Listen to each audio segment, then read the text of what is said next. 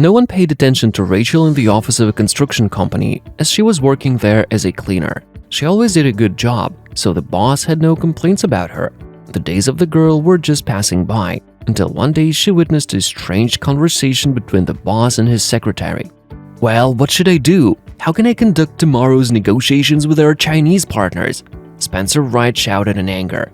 The problem was that their interpreter had been admitted to hospital the day before. "Let's get another one. I'll call the agency," suggested his secretary Nate Donald. "I've seen how they work. I don't like it," the boss shouted. "Moreover, it's Chinese. There are few specialists in our city who know it well." After Rachel had heard this conversation, she said, "Sorry, sir, I think I can help you. The thing is, I know Chinese." The boss and the secretary looked at each other. Then Spencer took out a contract written in Chinese and handed it to the girl. "Read it aloud," and then translate it. To their surprise, Rachel began to read and translate the papers. This impressed the boss and his secretary.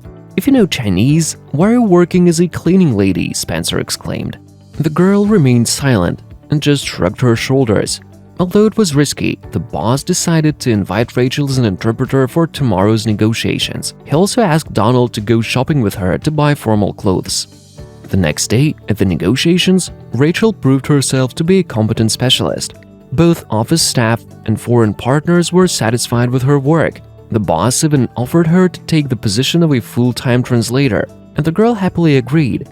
Spencer told her to hand over her diplomas and other documents to the Human Resources Department, but the girl said that she could not do it right away. Then the boss instructed his secretary to find out everything about this mysterious girl. Within a week, he was ready to report to his boss about his work. However, he asked to call Rachel first, so that she would tell him everything herself. And the girl began her story. It turned out that Rachel's father had been a wealthy businessman. His wife died early. Despite the fact that the girl had grown up without a mother, she was surrounded by love and care. Everything was going well until her father married again. She immediately did not like Rachel and began to put her own rules in the house. Since the girl was in the way of her ambitious plans, she offered to send her to a boarding school. Rachel was sent to London, where she received a good education and learned several languages. However, by that time her father's health had deteriorated greatly and he died soon after. When the girl returned to America, her stepmother told her that her father had left nothing for her. She immediately kicked the girl out of the house and stolen all her documents. Not having any money to survive, Rachel was forced to take a job as a cleaning lady. When she finished her story, Donald addressed her.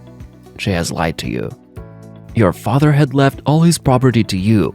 I will help you reclaim what is rightfully yours."